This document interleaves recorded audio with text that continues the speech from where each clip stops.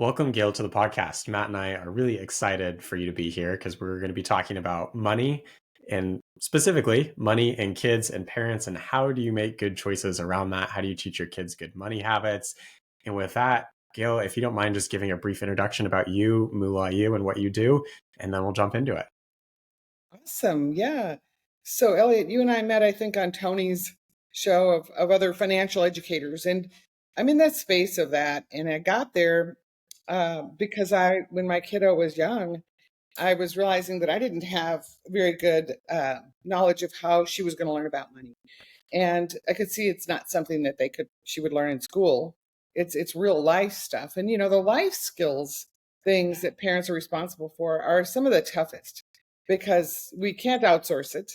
And we're basically using whatever we had from the past of how we were raised around any of it, money or any of our habits. And so I was looking at my habits that I had inherited, and some of them were actually really good. My parents were quite savvy at helping us get responsible with money early on.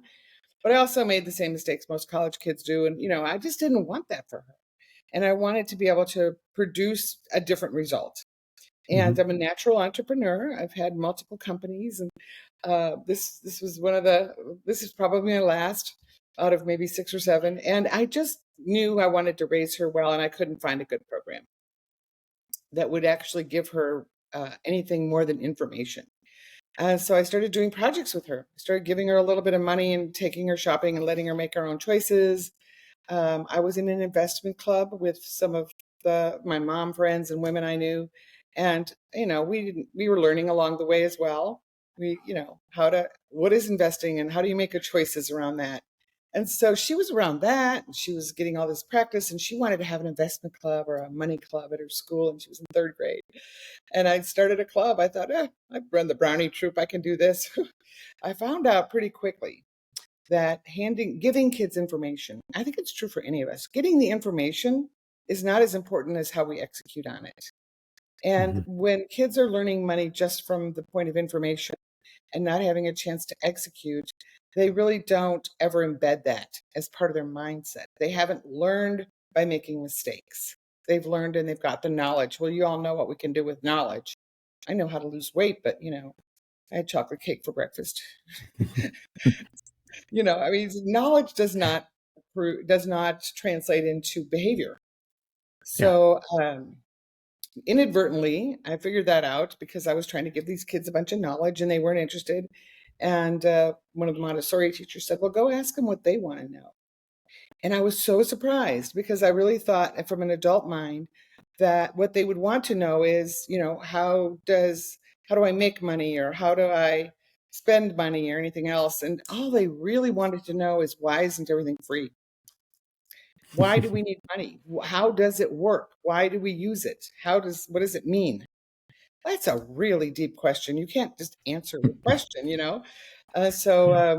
we did some games and exercises. I invented some projects that we could do that would help them visualize or try to act things out. But what I realized was on the court, when they actually were doing something with money, is where they learned everything. So the first year we did the club, we did a little business project at the end where the kids actually got to come up with an idea that they wanted to sell, something they could make. And then we just had a little sale for out in front of the school that afternoon for pickup. And they sold cute little eggshells with little dirt and plants in them in little egg cartons. It was the cutest project. And they were so alive. These kids got so interested and so, they were so curious. And all of a sudden they had this light into the darkness of how money works. They put some energy into something, they had to invest a little bit of money in it, and then they got this money back. And then the next week we counted the money and they got profits, and all of that experience. We did it in like 2 weeks. I could have done, the whole thing. And I spent the whole semester giving them compound interest and all this other stuff. And the thing that mattered was when they actually made a sale. So that was the beginning of what we started, was a week-long entrepreneur camp for kids, which we grew for several years. And then we started getting national attention. And so we took it out and franchised it. So we had these live entrepreneur camps all over the country.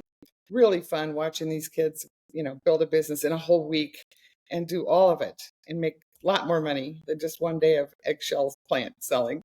Um, and then what I started realizing was that when kids go to a camp, when your kids learn something at a sport camp or anywhere, right? And then they come home. And if they don't continue using it, or if you don't know how to support that, or if conversations come up and you're like, ooh, profit and loss. I heard parents telling me, my kids talking to me about ROI. I don't even know what that means, right?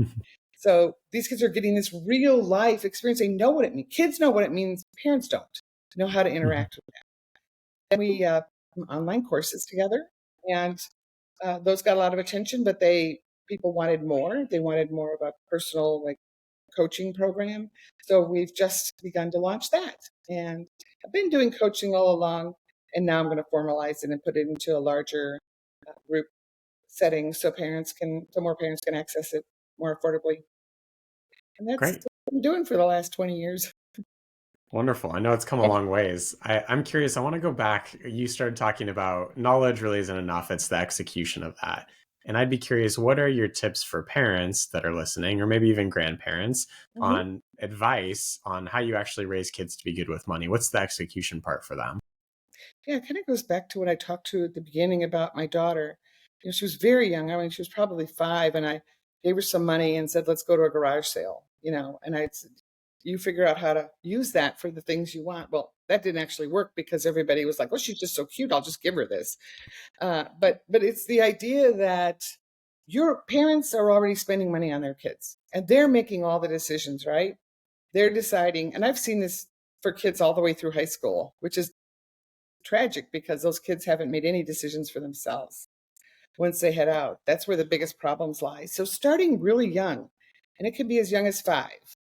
You're going to buy a certain amount of stuff for them. It might be a certain amount of candy a week, but you don't really have a plan as a parent, and it starts to become who's the better beggar, who can convince me better at the checkout counter, right? So there's not a plan. And that's because we don't know how to plan that. So the best thing to do is to choose an amount of money that you're willing to spend, or that you consider that is an appropriate amount every week that you're going to spend that. This is how much you'll spend on candy for your kids. So, and then you categorize that in terms of it's anything we buy when we're out shopping, or, you've got to buy your own drinks in the car if we're going places, those snacks, any kind of thing that's in that sort of category of spending. And that's the kids. And you give them a set amount of money, and you get them to manage it themselves. If you can do it in cash when they're younger, that's helpful. They can put it in a little bag and purse. They have to remember to bring it. They have to plan. What we want to do is slow the process down and make it a child-sized version of their future, and take ourselves as the adults making the decisions, being the manager of it, to a mentor. Okay, you've got the $3 a week that you're going to get to spend on candy, to a 5-year-old, let's say. And they have to think about that. And I've heard stories when parents have tried this out and they're just amazed. So their kids will buy something the first time. And then on the ride home in the car, they're already like, okay, so next week I want to buy ice cream. How much is ice cream? Do I need to save? And the process of the learning is happening. And the parents didn't have to do any teaching. They Yeah. just answer when the kids come up with questions or curiosity, they just join them on the journey and get curious. Well, I don't know how much ice cream is. How could we find out? Instead of managing all of those decisions for them, you've got to give them some responsibility. So there's It's 3 things that are the roots of self-determination, which is what we want for kids. We want them to be self-determined, to be able to make these decisions themselves. And the first one is autonomy. That's the first leg. If they have choices, they can make themselves, and that they have the consequences and the responsibility to manage that decision. We have to give them as many of that as we can. And that's across the board for parents, not just with money, but it's everything. It's how you know, I showed you how to tie your shoes 4 times now. I'm going to let you try to figure it out. We just have to just stop managing it all and give them the autonomy, because they will not try things unless they're given the freedom to make mistakes. yeah. So, and that's the second part, is this sort of persistence, this diligence, this competence that they have to earn by doing things themselves, not by being told. And then the third is the relatedness. So we really look for all 3 of those. If the parents can truly be mentors and truly be related to their kids in a way that isn't bossing them around or doing everything for them or telling them what to do. There's a lot more of an experience for the kids to start adapting those mindsets early. Yeah. It sounds like you're outsourcing the line item in the budget, like giving that to the child Yes, there and letting yes. them choose, which sounds amazing. I'm writing that down because that is our entire system. And I'll tell you a little more about that because that's what I started doing with my daughter. I think it started with Barbie dolls, and she wanted another one and a bigger one and a $45 one with the clothes, and maybe a Ken doll was in there. I don't know. I was like, I just, I'm not spending any more on Barbies, but here's how much money you can have use of. I would buy Barbies if I was to spend money on them. Here's how much I would use, and you can Yeah. have that. Outsource that piece. And eventually, by the time she was probably 13 or 14, she had her clothing budget. She had all the budgets. I outsourced all those line items, and we were really calculated about what's included in each of those line items. So there was never a question, well, you should use your money or my money. It's like, this is our family's resources, and I'm Yeah. going to have you be responsible for that. And you have full autonomy. And if you make mistakes, it's not going to be the end of the world. We'll figure it out. Instead of all this energy around, oh, you wasted that, and all those things we do, we're teaching kids to not trust themselves Yeah. and to be afraid to make choices. And when we do end up making those choices based on fear, they're usually not very good. Yeah. Definitely. Yeah. Yeah. Yeah, that's fascinating. And I'm curious, you said like sometimes the parents don't know like what this term means. Like, is that more what you're talking about then with the coaching? Is that how you're equipping these parents, or how do you empower the parents maybe after their kid comes home from this camp to have those conversations and to keep doing it versus losing it, like you said? Well, most of the parents whose kids are going into the camps now, and the camp is virtual at this point. We went virtual during COVID, and we stayed that way. It's been really good. We've expanded to 6 countries. It's been a blessing, actually. It's what I call a crisis-opportunity. It's like, okay, well, I guess we're doing this now, and it turned out great. But the kids are doing the businesses at home, and so their parents get to see it, and they're doing a different project scope. Essentially, they're each doing their own business now, and they're building it out while their parents are watching it. So they're going to do a business in their neighborhood, usually, right? Or with some group, their church group, a school group, or something. And they have to put the whole project together themselves, and they're going to need their parents' help to go to the store to buy supplies or to take them places or be with them outside while they're selling lemonade. And so their parents are a little more involved, and they get to see how we treat the kids and how we interact with them, like in camp while these kids are doing their business projects. We don't answer any questions because they'll ask us if we're doing this right or wrong or whatever. And we're like, well, I don't know. Like, how would it work out if you did it that way? So we're very Socratic, supporting them and thinking through things without telling them the answer, because I don't know the best way for that kid to have a lemonade stand in her front yard. As what help would it be for me to tell her how to do it? I might give suggestions like, oh, I remember this kid from this other camp who had that same problem, and here's how he solved it. But that's about it.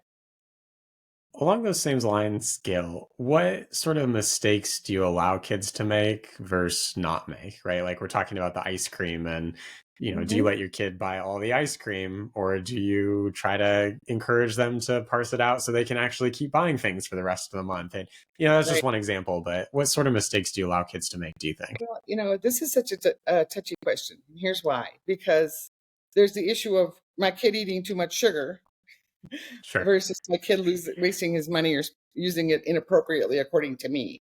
Yeah.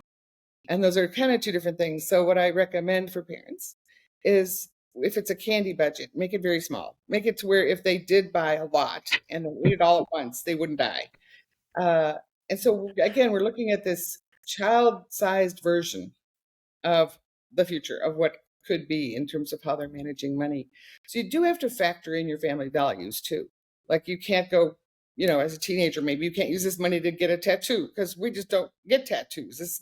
I'm not paying you so that you have freedom to do that. But you also Mm. don't want to say you can only use it for this or that.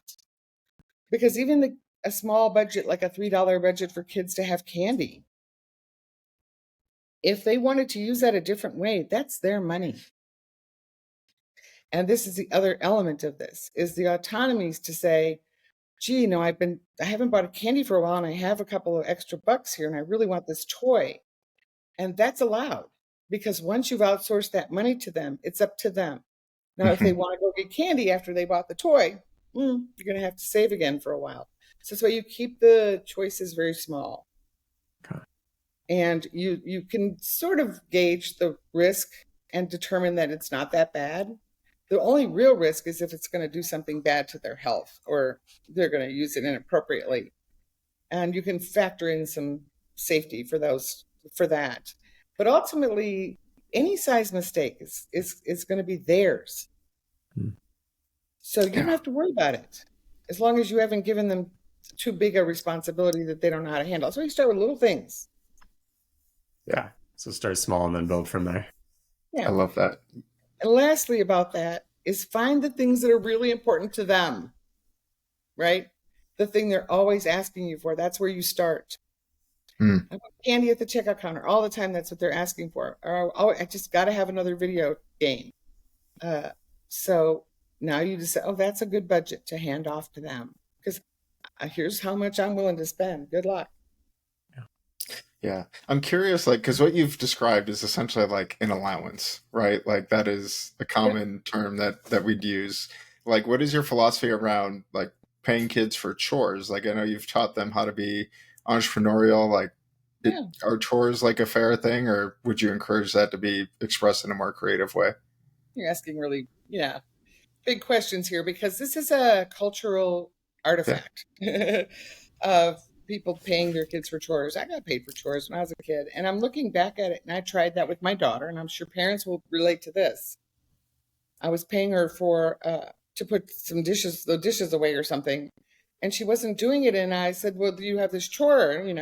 I want this is part of being in our family. This is the piece you do. And she said, yeah, but I don't need any money this week. Should beat the system. Right. So you have these two sides to this. One is giving them money is really important, teaching them the value of participating in earning and the value of earning. But it'd be nice if you could do that outside of chores, because chores is very much a family value, right? And if they're getting an allocation of money for using for a certain thing, but it isn't tied to the chore, it gives a more proper, appropriate lesson to the child, versus that the only way they can get value out of their family is if they do stuff. So there's no participating in chores that take care of the house, that take care of the whole, is a contribution, and it's part of being in a family. And if you start paying for it, you'll end up teaching the wrong lesson a little bit. There's better ways to have them learn how to use money, and then they get more interested in making money, especially if you're not giving them enough. No, I think that's really important though. I think we see that. I certainly see it a lot, like with clients as we're getting started, like, taking these values and turning them into like a financial carrot, so to speak, right? And it's like, well, that's kind of defeating the point, and the point shouldn't be the money. So I still think that's a really important lesson just for parents to hear too. Well, here's one way, Matt, that's to reframe this, which is allowance is a word. If you really look at the roots of it and what it means for us culturally are two different things. But what we want to look at is an allocation, right? There's an allocation, like you were saying, a line item. Just allocating money toward it. This teaches so much. First, they're getting the allocation, and they're seeing that you as the parent are making conscious choices about how you're going to allocate your money. So there's so many more lessons in it when you do it that way. And in our parent workshops, we really train parents how to initiate those conversations, how to set up those systems. And it's very unique for each family based on how much money they are willing to use for their kids for those things. So we work through that with the parents, so they're not left with just this idea of how to do it without knowing, getting them started. Yeah, like I said, I started with my daughter with very small category of spending up until it was way into her. I don't even think by the time she was in high school I was having to give her any allocation of money anymore, because she was making money. This is the other thing. If you don't give them enough, they'll go out and figure out how to make more. So I was giving her money for her clothes, but she wanted designer things. And, she was in high school. She had to look good. And she figured out how to buy things at thrift stores. And while she was in there, she was finding designer clothes with tags on them that she didn't want, but she would take them and sell them on Poshmark or whatever. So she learned how to make money while she was doing it. There's one more really important factor that is missed in every financial sort of education and how we think about kids and how we're going to raise money smart kids. And one of the factors about wealth creation, and you guys know this, is you have to use some of your money to make more. We haven't even touched on that today, have we? And you'll not see it in very many other financial literacy programs. In our system, when we're giving kids money, $3 a week for candy, 30 cents goes into the 10% account. And it can only be used to make more money. And this is where the entrepreneurship side comes in, right? This is like what I was telling you with my daughter buying things and reselling them, and she saved that 10% since she was 6 years old when we made this new allotment agreement. The first rule was she had to put 10% of it away. And she's been investing her whole life. And when we say investing, we don't talk about the stock market. Kids need a more immediate result. It's the little project-based things that they start doing, and then they can sock that money away. And she socked that money 10% away all the way through college. And when she got out of college, she was able to buy her first home, and it was an investment house. She had to put up 20% down in an investment property that was an income-earning Airbnb on the property. So mindset. It's the mindset. It's to say that you're not going to continue to use money in a way that doesn't produce forward momentum, positive result, a future. Because once you spend it, it's gone. I'm curious, Gayle, we've talked about saving and investing, allocating budgets, that sort of thing. What about debt? How do we approach that with kids, particularly with, credit cards are the easy trap to fall into, but also buy now, pay later type things have expanded. We can literally buy things and not pay for them as we're buying for them. Or even student loans. Like, I think that's something where, again, I think it's such a backwards, system that our country set up, where it's like, oh, you have to make like this 6-figure money decision before you've ever probably made money. So I think it's a really good question. Yeah, it's definitely a huge problem right now. How many years have credit cards didn't even really come into existence until the 1970s. Up until then, you had to pay cash for things. You had to go to the bank and get a loan. And we've gotten to this technology issue where just push a button and you've spent money. And so it's a big one. What I think we need to do is this is a funny word to use in this time of age, but vaccinate kids against even just knowing they're never going to get in debt. Get a money mindset that says, no, why would I pay to spend more money? How do you do that? Exactly what I've been talking about. Have them start saving 10% to invest is the best way. And once they've done that, then there's the saving for college and saving to get your first car, buying your first car used. It's not, there's nothing prescriptive about it. This is what I'll say. It's truly the mindset that you understand how money can be used. Not to say that there's a particular way it has to be used. My daughter ended up borrowing some money for college. I'd given her the entire chunk of money I had saved for her, and I said, good luck. Mm-hmm. And she figured out how to make it last until her very end of her senior year. She needed to take out a small student loan.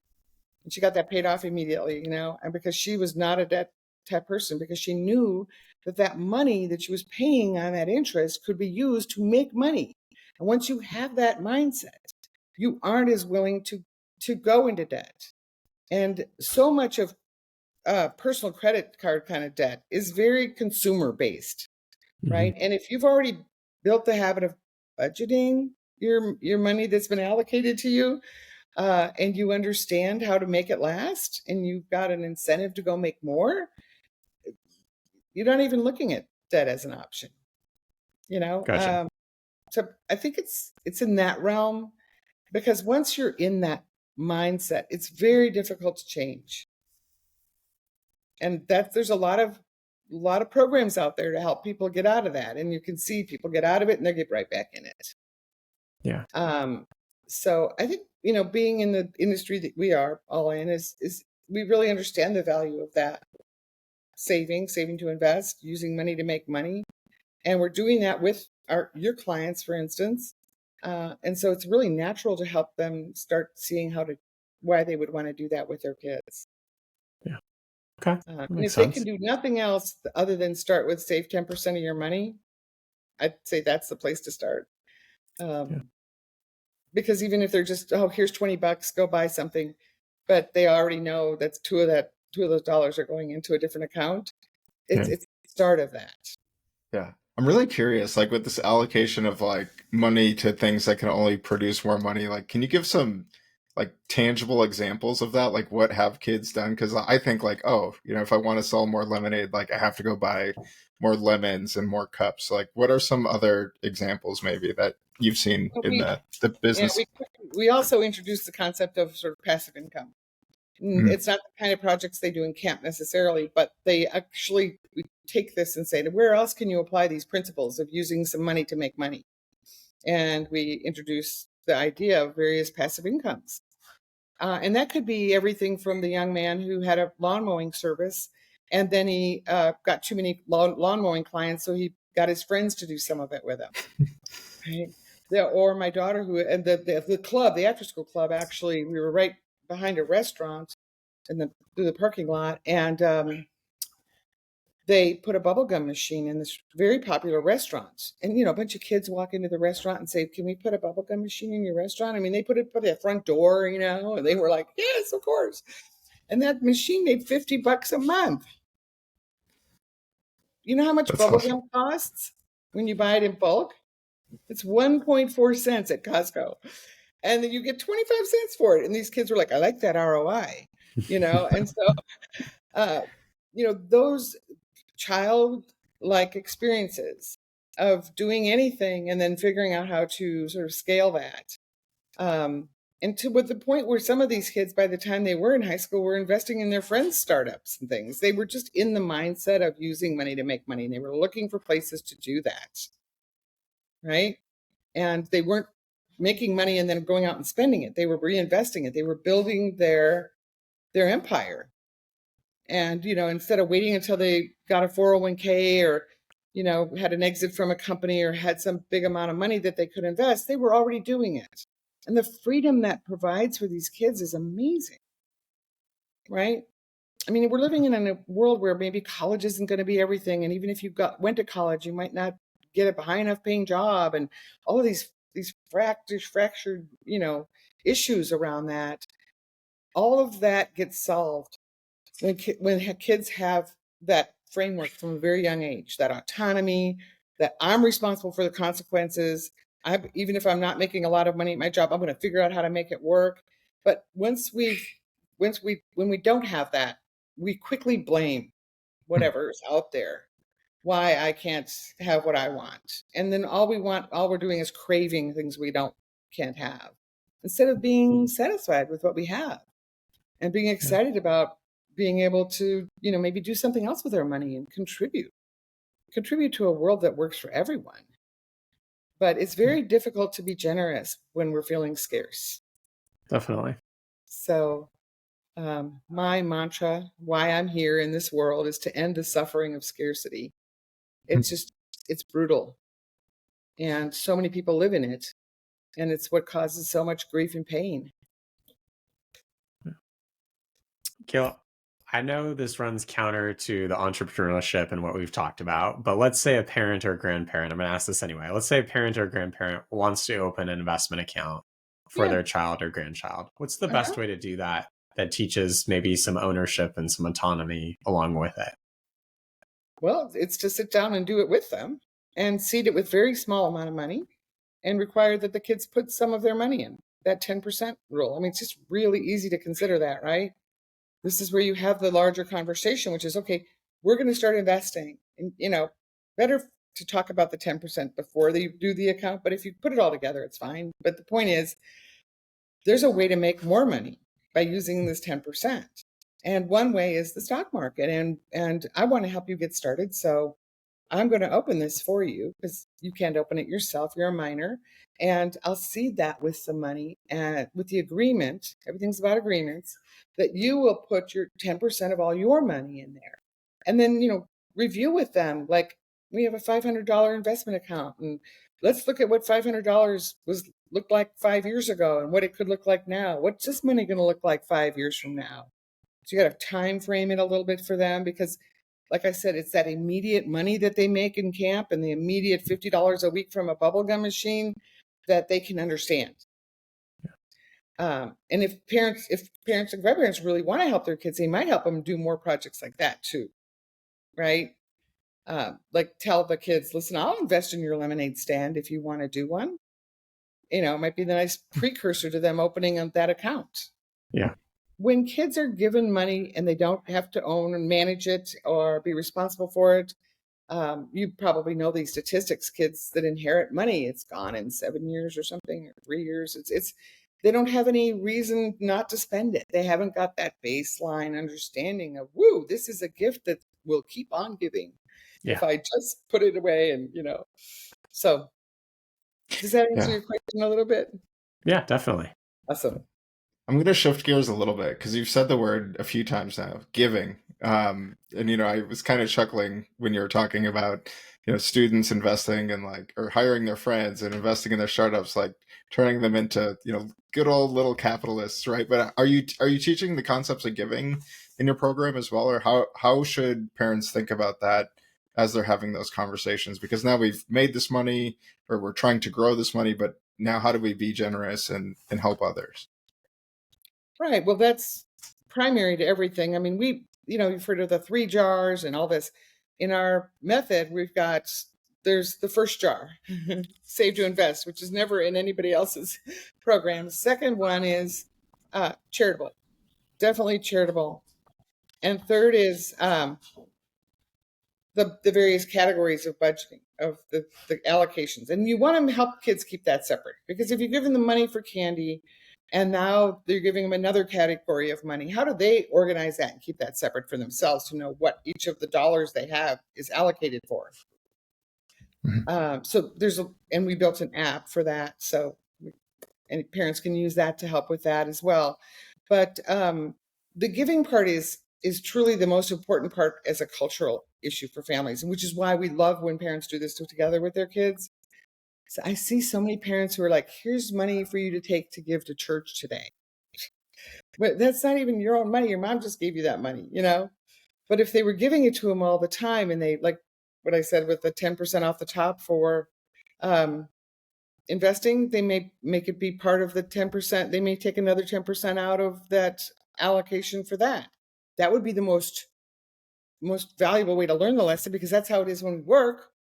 We're going to get a whole bunch of money and then we're going to take percentages out to do those things. So that would be a good way to do it. Or some parents actually choose to create another category of allocation, which is a portion of the family's money to invest. So that's a very, you could do that either way. Some parents, especially in the, family wealth, where they're looking to continue the difference they've made as a family, invest or supporting organizations that match the family values. So you can do that either way. I love that. As kids grow up, how much do you talk about your own family finances? Because we've talked a lot about sort of smaller kids that are younger. We allocate a certain line item. How much do you open up about your entire financial picture or a portion of it?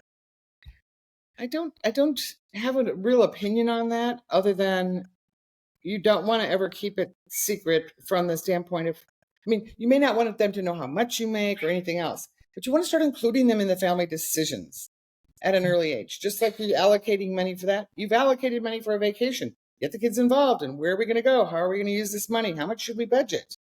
And so you leave sort of the more adult decision part of that to, in terms of how much you're going to use on that vacation, but then you include them in how it's going to be used. Okay. Those are the more important lessons. They don't need to know how much you have and how you're using it outside of what the family is doing. So it sounds like just including them a lot in all these different conversations. And again, going back to the idea of autonomy. Yeah, making sure they have an understanding that you're making decisions with this money. instead of it just magically we're going on vacation, you know? The trip that No, pays for itself. yeah, we thought about how much we wanted to spend, how much we had to spend, how much we were allocating to this as a family. I just had a parent who did that exercise with her kids on vacation, and they gave the kids the budget for entertainment, and they'd gone to this place before, so there were things they knew they wanted to do again, but there were some new things they hadn't gotten to do last time, and so the three kids had to figure out together how they were going to use this piece of the vacation budget. And it was really amazing what came out of it. The kids, first she figured out one of her kids is an accountant, and it's the youngest one.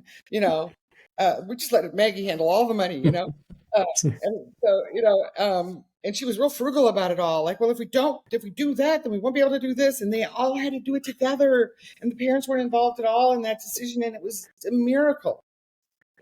They were having the conversation. Nobody was teaching them anything. They were learning it on the court by themselves.